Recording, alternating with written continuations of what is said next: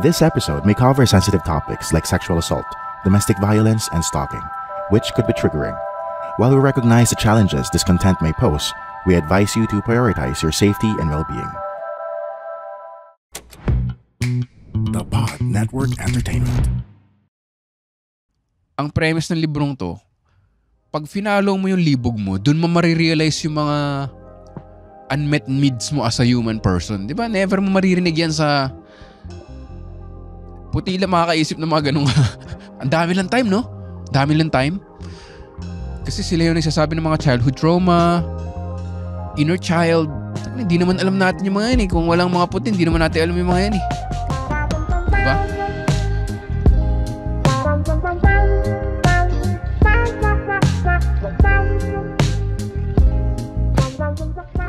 As promised, bakit tayo Jaolero? Yan ang title ng ating Intellectual Wall episode for today. Welcome to Intellectual Wall with Victor Anastasio, produced and recorded here at the Pod Network Studios. Isa na namang libro ang aking pinakinggan ko siya. Binili ko siya sa Audible, unfortunately.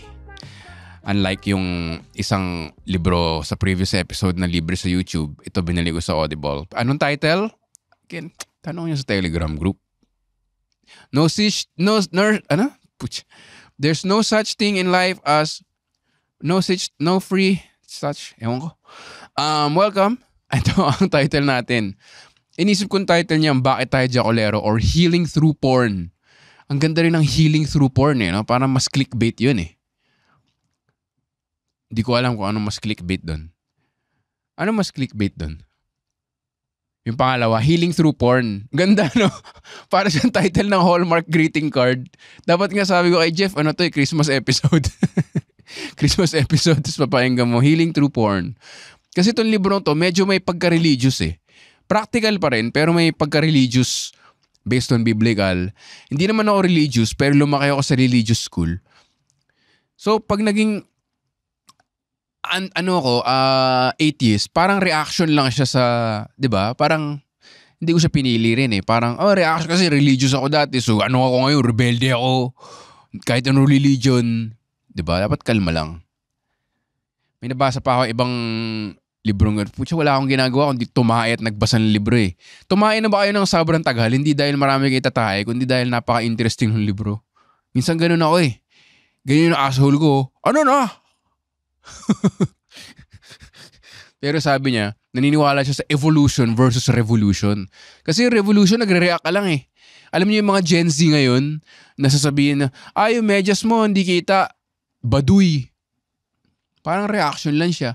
Ano ba yan? May post ka sa start ng, di ba parang, and then yung mga millennial din. Nako, yung mga Gen Z ngayon, masyadong kasi kami noon, parang nagre-react ka lang eh.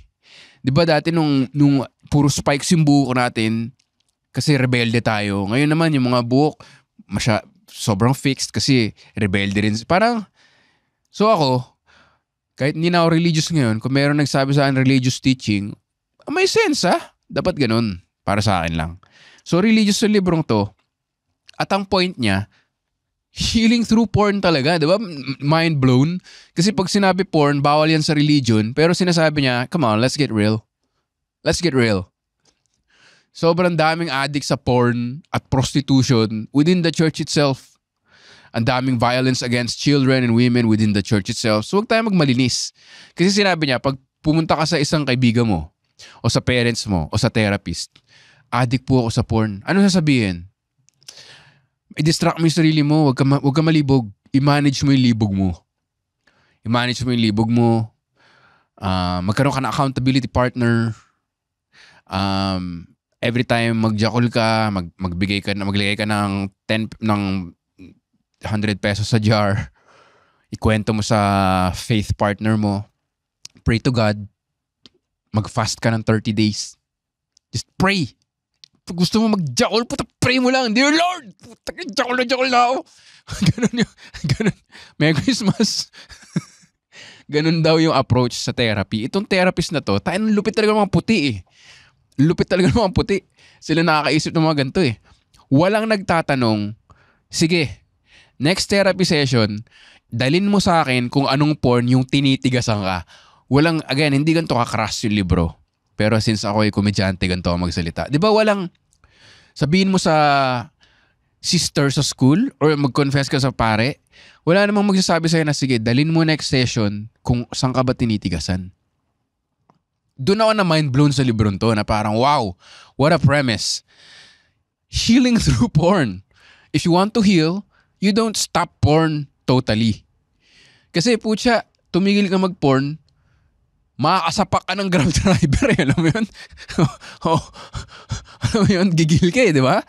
Hindi ka nag-jack cold turkey. Lalabas at lalabas yun eh. Ang sabi niya, explore mo kung bakit. Di ba ako, parang yung 2020 gang set ko nung single ako nung putya, single ka na, pandemic pa. Di ba, joke ko talaga, puro kababuyan eh. Kasi wala. Anong pastime mo? Di ba? Ang joke ko nun, yung porn. May mga, dito, na-addict sa porn ng pandemic? Ngayon, alam nyo kung paano itigil ang porn addiction? Hindi yung joke. Tinatanong ko talaga kung paano. Kasi, di ba yun yung joke ko? Kasi, ang premise ng librong to, pag finalo mo yung libog mo, dun mo marirealize yung mga unmet needs mo as a human person. Di ba? Never mo maririnig yan sa puti lang makakaisip ng mga ganun. Ang dami lang time, no? Dami lang time. Kasi sila yung nagsasabi ng mga childhood trauma, inner child. Hindi naman alam natin yung mga yan eh. Kung walang mga puti, hindi naman natin alam yung mga yan eh. Diba? Pero yun nga yung sinasabi. Ito siguro magandang hook to, no? Sa episode. Kung hindi kayo interested at in denial ko na, hindi naman ako jokolero. Once a day lang ako. Hindi naman, normal lang yun, once a day. Minsan twice. Thrice a day lang. Every meal lang naman ako Tsaka itong, hindi lang siya porn eh. Diba? Ito yung libro, medyo uncomfortable tong libro to eh. Mabigat. Pero, okay na rin. Kaya pinapagaan ko lang yung episode. Kasi pag pinakinggan yung libro or binasa nyo, mabigat siya, putya. About prostitution, diba? About violence against women, trigger warning pala, di ba? Ganun dapat no? Medyo trigger warning. Kasi sensitive topic to eh. Tapos nag-joke lang ako. Pero totoo, ito yung tamang mix eh. Gusto ko kasi yun eh. May mga Republican na sinasabi totally masama yan. May mga liberal naman, others eh, na parang sex positive. You can just have sex. If you want to have sex, sex is sex. You know? Porn is a victimless, porn and prostitution is a victimless crime. Yan ang sinasabi naman ng liberal. Ever since narinig ko yun, parang doubtful ako. Pero ito na yung statistics. Sa states at least. Kung totoo sa states, malamang mas malala pa around the world, di ba? Yung mga sex worker daw, 17 times more likely ma-murder or homicide. Paano naging victimless crime yun, di ba? Ito yung mga woke friends, like yung mga sinasabi ko plus episode, ito yung mga nice guy woke feminist, di ba? Parang ay mga porn actors na yan and sex workers, we should just give them as long as wala silang sexually transmitted disease. Okay lang yan because it's women empowerment. In the back of my mind, ulul, paano nangyayari yun? Pero ngayon, backed up na, di ba? Na yung pinatay na trans woman dito ng di ba? Sex worker yun. So parang may ganun siyang. And then, ang sinabi niya dito, ito, may notes nga ako eh. Yung 2017, baka mali yung notes ko, no? Baka 2017 NBA Championships. Kasi yung mga porn companies na yan, billion dollar industry siya, di ba? So, hindi lang siya, may babae dito. Ang librong to, parang pinopoint out niya, talagang tinatarget nila yung trauma ng mga lalaki. Yung inner child. Ganun ka-savage yung eh. Tsaka at the same time, yung mga women and men porn stars, parang biktima rin sila eh. May napanood ako sa Netflix na documentary. Itim siya na lalaki. Laki ng titi. Anyway, joke lang. Hindi niya pinakita yung titi niya sa Netflix. Joke lang yun. Itim siya na lalaki. Tapos, I think Life After Porn or something sa Netflix. Sabi niya, akala nyo harmless maging porn star at best job in the world. Pero sabi nitong black guy na to, Sa porn na lang, sa very woke world, acceptable yung i-type mo black guy and, di ba putya, hindi mo naman pwedeng sabihin yun sa company, di ba? O, kailangan natin mag-hire ng 3 black guy at 2. Sa porn na lang may racism. So, biktima siya ng una, racism. Pangalawa, sa sobrang dapat laging tumitigas yung ethics nila, take siya ng Viagra or some sort, na bumigay na yung puso niya, hinat-attack siya. So, yun yung sinasabi ng mga nice, liberal, equality friends na victimless. And at the same time, yung mga pinapatay nga na sex workers.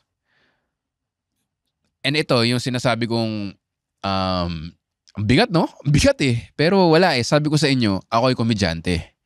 So, ang pastime ko ay hindi comedy. Ang pastime ko ay World War II movies, conspiracy theories, at lately, mga ganito nga. Gaano ba ka-messed up ang mga lalaki in relation to, alam mo yun, relationships or yung violence. Sabi niya, ito rin, sinabi niya, lupit eh. Sabi niya, alam niyo ba na mali yung violence against women sabihin? Hindi naman mali. Sablay siya eh. Kasi parang fog lang eh. Alam mo yun, may dumaan na fog tas nagkaroon ng violence against women. Parang sinabi niya, parang walang sinasabi. Sabi natin, 200 na babae ang binugbog today imbes na 200 na lalaki ang nangbugbog. Diba? May episode ako, sexual harassment. May sinasabi, alam nyo ba na 50, iniimbento ko lang to 50 women in a workplace ay na sexual harass. Pero hindi sinasabi na, alam nyo ba na 50 ang sexual harasser sa office? Diba? Alam nyo ba na yung kaibigan natin na buntis? Hindi sinasabi na, alam nyo ba na yung kaibigan natin nakabuntis? Parang ang against, yun ang sinasabi niya na parang lahat to, kawawa yung mga babae.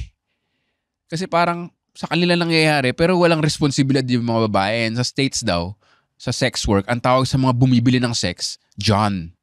Mga John. Di ba? Hindi ko alam dito eh. Wala atang ganun eh. Pero yung tawag sa mga sex worker, prostitute, haliparot, pok-pok. Di ba? Parang hindi pantay eh. Kaya tayo jacolero. Hindi ko pa nasagot, no? Ito pa, meron pang hook. Ito mga hooks lang to sa storytelling. Ika nga ng episode namin ni Red Oliero. Narrative marketing to, guys. Nung Golden State Warriors versus Cleveland Cavaliers championships daw ng NBA. Nung alam na ng Golden State area na mag-champion yung Golden State Warriors, I think during the game or near the game, bumaba yung porn usage ng 20%. Gaya ng sinabi niya sa libro, at sinasabi ko ngayon, mas mautak yung porn industry rather than, tite, puke. Parang tina-target talaga nila. So meron silang Google Analytics. Alam mo yun? High-tech sila eh. So yung porn usage daw sa Golden State area, bumaba ng 20% nung nag-champion yung Golden State Warriors. Pero yung natalo na Cleveland Cavs, hindi ko alam kung 2017 to, around that area, yung porn usage increased 30%. Dahil natalo yung team nila. So bakit tayo jacolero? Yan na ang sasagutin ng librong to.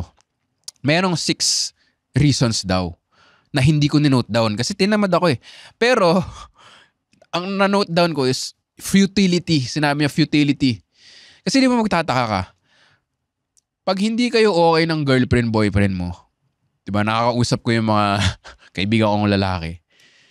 Sa banyo ko, jajakol ka eh. Diba? Paporno ka. Pag bored. Pero pag nasa honeymoon stage kayo, bagong kasal, bagong girlfriend, boyfriend, hindi ka naman jacolero. So parang parte yun ng loneliness, diba? Tsaka ang basic niya, ano na dito. Basta hindi ko na naman ma-explain kasi sobrang ganda ng libro, tapos banwa ako mag-explain. Pero sabi niya, ang lust, yung libog na sinasabi ko at the start, na pagkatiniis mo, putya mananapa ka talaga, sisipa ka ng pusa. Sabi niya, hindi naman natural sa tao yan eh. Kasi ang lust, maganda naman yan eh. Healthy naman yung lust. Masama lang pag nagkaroon na ng entitlement. Diba? Nalilibog ako, gusto kong gawin to, versus nalilibog ako, kailangan kong gawin to. So doon na napunta yung pupunta ka sa strip club, pupunta ka sa beer house, tapos doon na yung, binayaran kita kailangan mong gawin to. Diba? Or pupunta ka na sa porn, na itong gusto ko ngayon, ebony. Gusto ko ng ebony. So parang nagiging hari ka sa mundo mo. Kasi meron kang, parang gusto mo lang maging boss. Parang yung power dynamic na again, nagiging may violence nga tsaka galit. Sabi niya, anger talaga yung number one reason kung bakit meron tayong pagjajakol, pag-a-affair, pag-prostitute, ano ba yung sinabi niya? Yung tatlong yan basically. At basta tapos nasabi niya rin dito o sa isang libro ba yun, na the nicer the guy you meet, probably the worse the internet search history. Di ba? Parang putya na, yung kwento ko sa previous episode. Sinaksa ko yung hard disk niya. Lumabas dun yung mga Japanese porn na MILF. Tangina. Yan pa ang magandang sa librong to. Di ba? Kung interested kayo sa mga wiki fandom, deep dive na mga movies, conspiracy theory, maganda ring i-deep dive to mga gantong tipo ng libro yung mga sinasuggest ko. Kasi sabi niya, sa internet search history mo, malalaman yung mga childhood trauma and unmet needs mo. Di ba? Lupit. Sabi niya, kung ang tatay mo ay strict at yung parents mo ay strict, malamang ang search history mo ay yung mga college girls na nakaluhod at binibigyan ka ng blowjob or tinatali or di ba? Parang meron kang power play. Or mga sinabi niya dito, certain race na submissive. So alam na natin yung mga Japanese porn. Yamete! Yan, yung mga ganon. Kaya pala yun yung sinesearch mo kasi meron ka strict na tatay na pinagbawalang. Di ba parang mind-blowing siya? Kasi ang akala ko nun, pag yun yung type mo, kunyari, type mo voluptuous. May kaibigan ako type voluptuous. Yun na yun eh. Okay, pinanganak siya, yun ang type niya. Okay, pinanganak ako, ito yung type ko. Okay, pinanganak ka, yan ang type mo. Yung pala, meron palang ganung psychology na nangyayari. Na yung may kwento siya dito na lalaki, na alam mo yung laging binubuli nung high school? Yung binubuli nung high school, parang linagyan daw siya ng sili sa isang sleepover. Linagyan siya ng sili sa mata. Tapos parang tumatawa lahat. So nakitawa na lang siya kasi ayaw niya maging weakling. Naging siya, binubuli siya lagi. Diba? Kasi nabully rin ako nun eh. So binubuli siya lagi. Nung lumaki siya, ang gusto niyang porn, yung pinapahiya yung babae. Kasi pinapahiya rin siya nun. At yan ang sagot kung ba't nagjajakol ka sa humiliating porn kasi hinumiliate ka rin ng bata ka. Diba nasagot ko yung tanong, and how you heal through porn is you go to your search history and then you go to your memories. History of internet and history of life. Di ba ang galing? Ang galing ng mga puting to talaga mag-isip no? Tapos yung isa dito, yung nanay niya, hindi siya masyadong inaalagaan, hindi siya pinapansin, nung bata siya. Tapos isang araw, nanood siya ng porn, lonely yung bata. Tapos may dumating na nanay ng kaibigan niya. Porn to nanay ng kaibigan niya. Tapos kinausap siya, how are you? Ganyan. Tapos kita yung cleavage. Tapos na-turn on siya dun. Tapos yun ang type niya pala, MILF porn. So kung type mo ay MILF porn, baka hindi dahil na-meet ng parents mo yung need mo for affection. Yung ganoon po dyan, di ba mind-blowing? Kung mahilig ka sa bestiality, hindi ko alam. Wala yun sa libro eh. Pero di ba parang bakit may mahilig? Ito, di ba yung 3 girls, 1 cup? Diring-diri tayo. Ew. Pero baka may mga mahilig doon dahil nung bata sila, hinuhumiliate sila. Di ba? Ayaw mo kumain ng gulay, kumain ka ng gulay.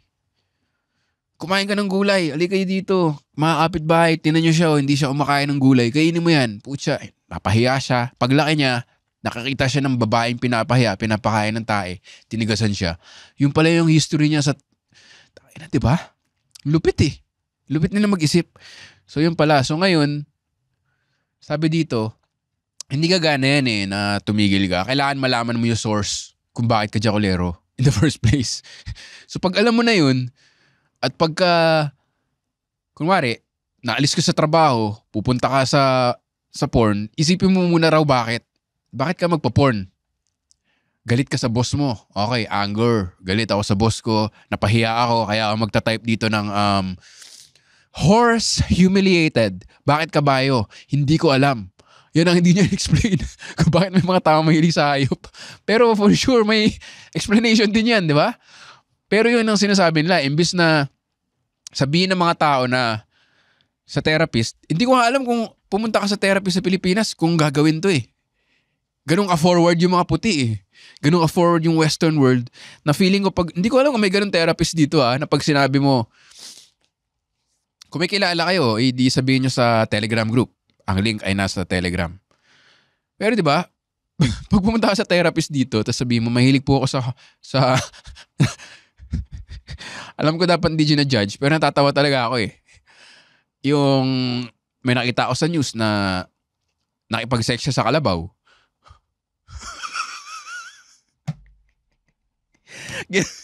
Ginawan joke ko rin kasi ito sa 1 hour special ko eh. Sabi sa inyo, manood kayo live eh. Which yan, ansaya talaga live eh. Kasi sa live, awkward siya, pero tumatawa lahat, so may tension release. May time na gumawa ako sa 1 hour special ko na may probinsyano na pag pumunta sa Manila, naging foodie na, tas gino ko na, ulol, foodie ka, last week lang kumakandod ka ng baka.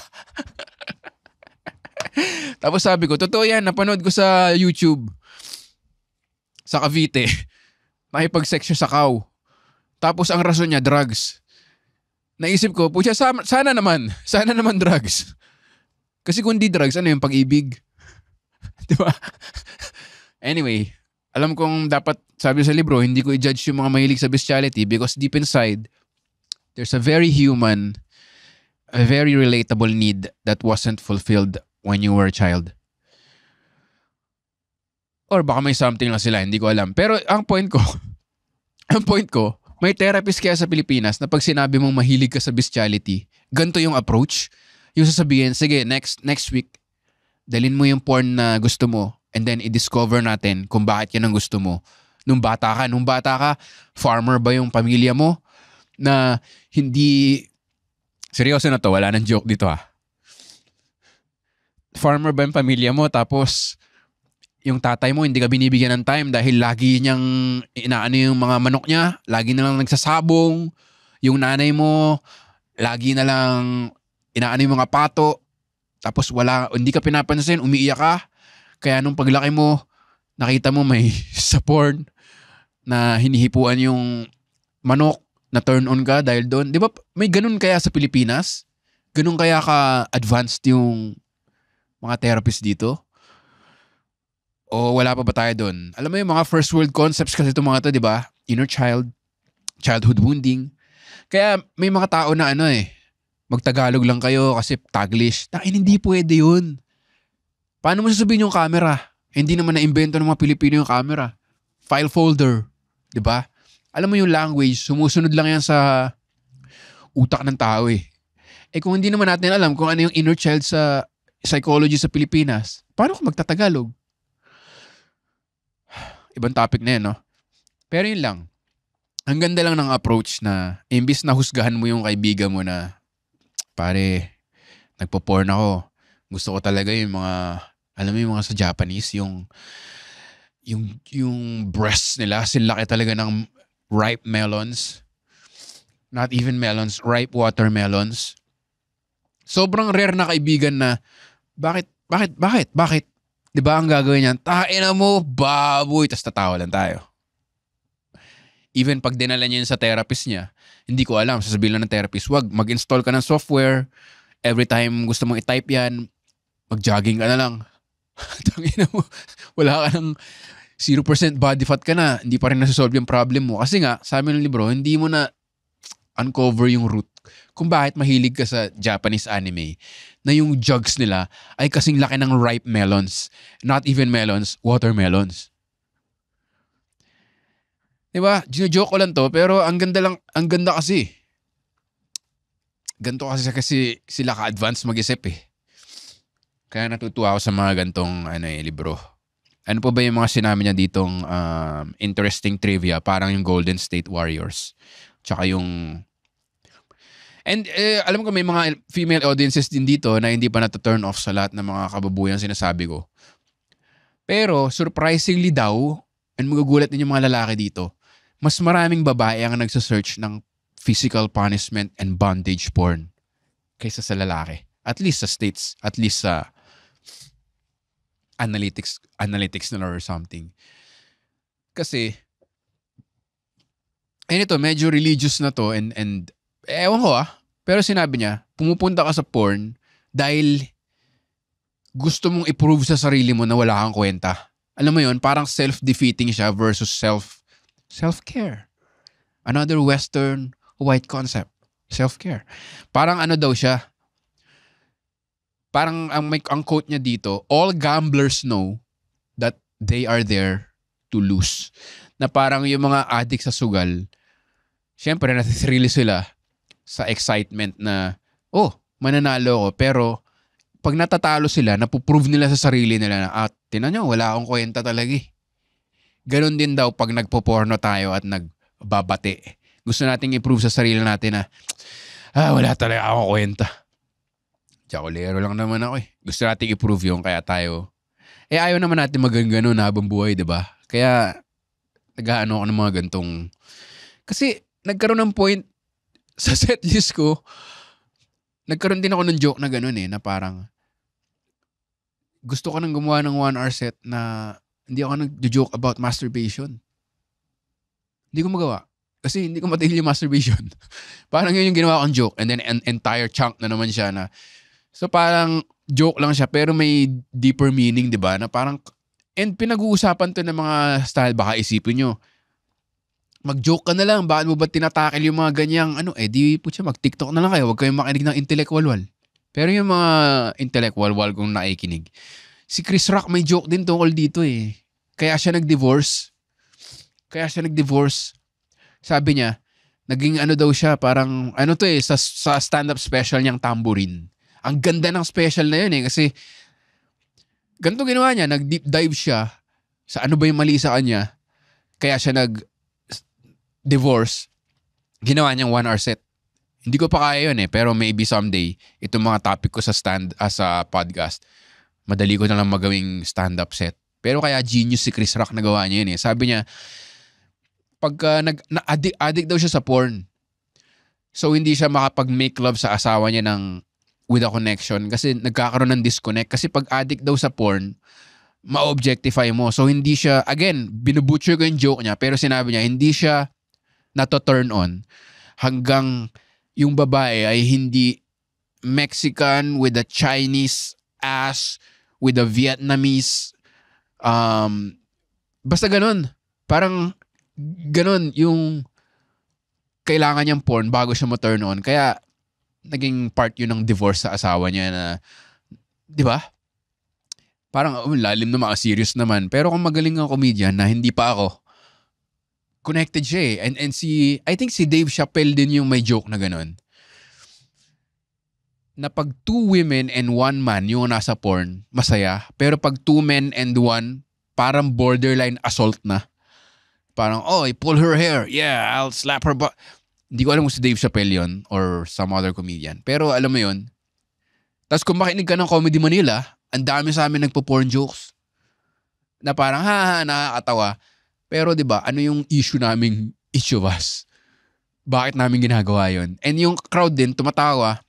Hindi ko sinasabing lalaki lang, pati babae. Bakit yun yung sinesearch mo? Bakit? Bumabalik ako lagi sa horse, nakakatawa kasi. Hindi, I don't mean to be judgmental kung yun yung trip nyo. Maybe there's some inner child that needs to be, cured. Pero di ba, bakit yun lang yung mga approach na, putya, ang galing talaga ng mga Western, di ba? Yung mga, simula pa lang, deep thinker na sila eh. Nakakatuwa lang yung mga, so yun yung parang rabbit hole na binabasa kong mga yun eh. Ano pa ba? Yun. So pagka nga naatanggal ka sa trabaho, hindi ka na-pass over ka sa promotion. And isang factor nga is futility. Futility, yung parang walang kwenta yung buhay ko. Poporn na lang ako, mag-a-affair na lang ako, mag-beer house na lang ako. Alam mo yun? and anger, and other things. Dissociation, yung parang ayaw mo sa buhay mo, bored ka na sa work, paulit-ulit, ayaw mo nang alagaan yung mga anak mo, gusto mo na lang, alam mo yun, pag wala sa control yung buhay mo, gusto mo magkaroon ng sense of control. Kaya yun, mag-google ka ng bondage porn, or lahat sumusunod sa'yo, di ba? Kung ano yung gustong mong gawin ng babae or lalaki. Yun yung dissociation. Di ba? So, at pag ma-identify mo na, malilesen na. Kasi nga, yung joke ni Louis C.K., again, sasabihin na nyo naman, bakit nagpapaka-therapist ka, komedyante ka lang naman? Hindi, putya. Mga komedyante ang greats, gino-joke to eh. Sabi ni Louis C.K., yung masturbation daw, yung quickest and farthest drop, again, ito verbatim, from, oh yeah, I'm the best, this feels so good, to, I'm a piece of shit. Di ba parang gets niyo yung feeling eh. Yun yung, oh yes, tapos pagkatapos parang, putay ng buhay ito. Ano ba ito ginagawa ko? Yung ko-40 na ako. Di ba? Yun. So yun lang, yun yung mga masayang basahin. Kasi nga ako, hindi naman ako nanonood ng mga sitcom. Ganito yung mga ano ko eh. Yung mga gusto ko yung mga gera, pinanood ko, extermination of races. Yan ang masaya sa akin. And ito, di ba? Yung parang deep, dark, sexual secrets of people and why. Yan ang mga, yan ang mga medyo mind-blowing siya. At I think dahil nga stand-up comedian ako, mas may okay lang sa akin. Kasi parang kung yung audience ko ganun, sanay na sa mga penis jokes, mas makikinig sa mga ganito, di ba? Versus yung mga isipin nyo, motivational podcast ka. Tapos biglang sabihin mo, hi, welcome to You Can Do It podcast, where you improve yourself. Have you ever wondered why you search horse porn? Di ba parang maano yung audience mo? Pero since sanay naman kayo sa kabalbalan, di ba? Parang bakit? Ano yung rason ng kabalbalan? Doon ako nai-interest eh. And at the same time, paborito kong kausap yung mga kaibigan kong ganyan na mahilig sa psychology, mahilig sa psycho, ano yun, hindi ko alam eh, basta mga ganun. Bakit ganyan? Or si Chi, yung girlfriend ko si Chi, nai-interest siya kay Jeffrey Dahmer na serial killer. At pag hindi ka open-minded na parang, ginagawa mo ng Halloween costume, hindi eh. Kung open-minded ka, parang magigets mo na, magigets mo na yung pagpatay niya ay yung fear of abandonment niya. At saka yung grabe lang yung pagka-closeted niya kasi religious din yung family niya. Kinuwento sa akin ni Chi at pinanood din namin yung series. Sobrang closeted gay niya na yung grandma niya or something, bawal talaga. So hindi niya ma-express. So, kung may na-invite siyang lalaki, sobrang hiyang-hiya siya, tapos paglalabas na, takot siya lumabas yung secret or takot siya iwanan, so pinapatay niya na lang. Ang saya, no? Akala nyo, ang cute naman ni Chi siya ni Victor. Siguro, lagi lang sila putya. Ganito yung mga pinapanood namin, Jeffrey Dahmer. More of si Chi. Pero ako naman, ito yung mga ko na parang, alam mo ba kung bakit ganito yung pinapanood na, di ba? Nakaka-mind blown yung mga ganito eh. Ang saya lang. So, nasabi ko na, and again, yung isang talagang sumapak sa mukha ko yung ganun eh, di ba? Parang, alam mo ba si ganyan nabuntis? Never sinasabi na, alam mo ba si ganyan nakabuntis? Parang laging binibiktima ng mga lalaki yung babae. Tapos yung trigger warning, sinabi lang to sa libro, rape victims, pero never mo sinasabi na ito yung mga rapists, di ba? Napaka-rare. Although meron din naman, pero yun lang. Medyo mabigat, no? Kailangan nyo uli ng milk tea or something. Kala nyo, no? Merry Christmas nga pala. Paano kung gawin ko talaga itong Christmas episode, no? Feeling ko ang ganda. Healing Through Porn, the Christmas episode. Bakit ang search term ko, Santa Claus? May ganun siguro. Di ba, yung rule, if it exists, there is porn of it. Di ba, may mga ganun? So, kung ang search terms mo ay Santa Claus porn, yung parang ho, ho, ho, tapos bababa siya sa chimney, tapos ito yung nasa sao, tapos parang 9 inches na it. Di ba? Nakakatawa siya. Pero bakit kaya? Meron ka bang childhood memory na everyone else's family was happy during Christmas but mine, it was just a boring day and my parents were never there. Kaya yun yung porn na hinahanap. Di ba, putya, ang interesting eh. Maraming salamat sa pakikinig ng Intellectual Wall with Victor Anastasio. Again, yung title ng librong to, I know may mga Bible quotes kung totoong babasahin nyo to, but then, wala, kailangan open-minded ka eh. Sa tingin ko Unless gusto mo maging ultra right or ultra left, na pareho namang, alam mo yun, pareho sila nakakainis eh. So kung interested kayo sa title ng librong to, sali kayo sa Telegram group. Ang link ay nasa description ng episode na to. At doon nyo itanong at doon tayo mag-discuss. It's more or less non-judgmental space. More or less non-judgmental. Maraming salamat sa pakikinig. Manood kayo ng live. Ang shows ko sa 2025, una, hindi pa to approved as of the time of this recording. Pero let's manifest! Insular Theater sa Alabang around March at Irwin Theater Quezon City sa Ateneo, Quezon City area, August. Ojalá. I hope matuloy yun. At sana maging joke na yung mga itong mga nagsiswimming sa utak ko na mga realizations. Diba ang saya nun? Hindi ko alam eh. Hindi ko kaya yung mga ginagawa ni Lucy kay Chris Rock, Dave Chappelle. But maybe someday. Maybe someday. Maraming salamat sa pakikinig. God bless all of you. Before you clear your search history, have some introspection. Bakit ako naghahanap ng blonde horse porn? And be kind. Ito siguro magandang ending to eh, no? Never ako nagkaroon ng episode na may hopeful ending. So ito, hopeful ending. Sabi niya, instead of having so much hatred for yourself sa kababuyang sinesearch mo, it would really help to give yourself some kindness and understanding of your own story of why you search horse porn. Again, hindi horse porn yung sinabi niya, pero alam niyo na yung ibig sabihin. Diba parang, imbes na mababuyan ka sa sarili mo, isipin mo muna, ano ba yung hindi ko na-fulfill na needs ng bata ko? Inner child. At baka ma-fulfill ko yung needs na yan sa live stand-up show ni Victor. Kaya manood kayo. Yan ang putya ng O-Shopping. Yan ang malupit na sales. Maraming salamat. Kita-kita tayo live. Supportahan nyo lahat ng podcast sa TPN, Comedy Manila. Supportahan nyo lahat ng live shows namin para masaya tayong lahat. Peace out and happy holidays. Merry Christmas.